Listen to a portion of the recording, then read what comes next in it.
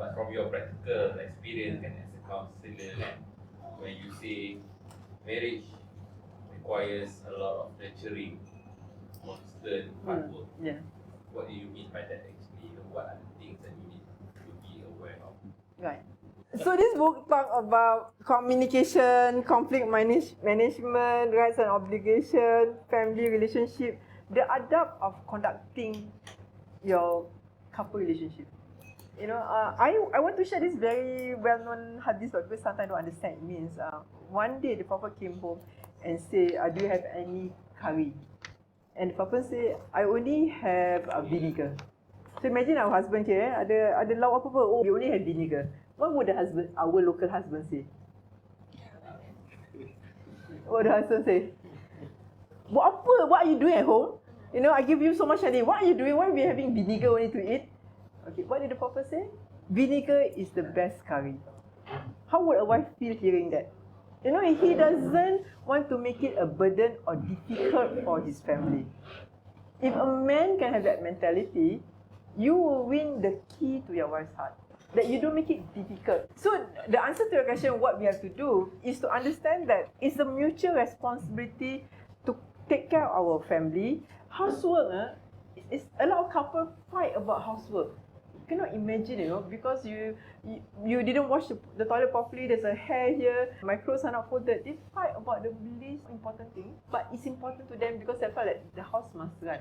So you need to look at all this nitty-gritty into the household, a shared and common responsibility with sincerity, not because you have to. You can do that, then you level up for the woman. A lot of women are unhappy with men because they are not helping in housework. A lot of women also are unhappy, they have to work, they have to come back and work, they support the family, they have to top up the family finance, and yet there are other things expected of them. So you level up the responsibility and support her, it'll be okay. Does it answer the question what you have to do? This book talk about the akhlaq in marriage, as shown by the Prophet. And the communication also. So basically, be a team member to your wife. Instead, I boss, you must do things for me. That's the key message. And do together. In Malaysia, leadership by tauladan, right? By action and not by directive. One example that because your question is, what is this hard work that you're talking about? I think for a man, one of the area of hard work that we have to put in is communication, because it's very difficult for us. It's easier for the woman. It's very easy for them to express themselves. It's very difficult for us to express ourselves, and it's also very difficult for us to listen them expressing.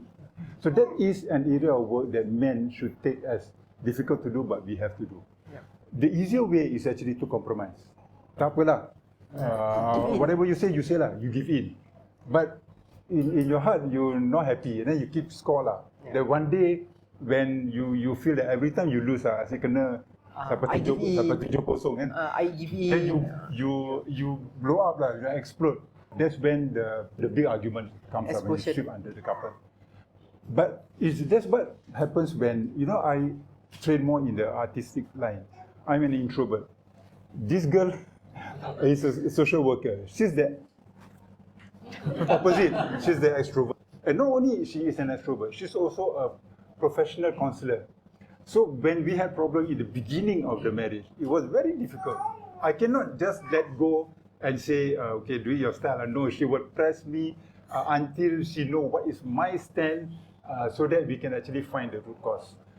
That is the area which is difficult for you to do.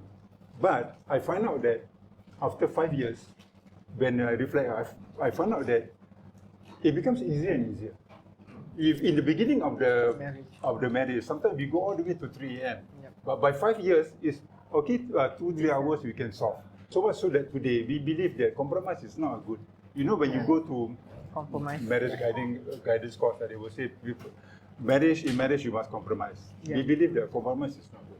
Because the opposite of compromise doesn't mean argue. The opposite of compromise is actually to negotiate. To discuss until you find the root cause of a problem. And when you find the root cause of the problem and you find the solution, you'll find that it satisfies both parties. Because very often you will find that actually our differences are not much. Yeah. Sometimes there are no differences, but it's just that we Combination. present it from different point of view. It looks like we have a contradiction, but actually there's none. So there's one thing which I would like to encourage husbands, especially in the beginning of your marriage, put in that effort. Penat, never mind, because understanding is an organic organism. Actually, it becomes easier and easier. Right. Yeah. Okay. In other words, if it's in the beginning of marriage is so difficult, doesn't mean that 10 years down the road is also that difficult. No, it will become easier. Yeah, because when you compromise, you actually keep score.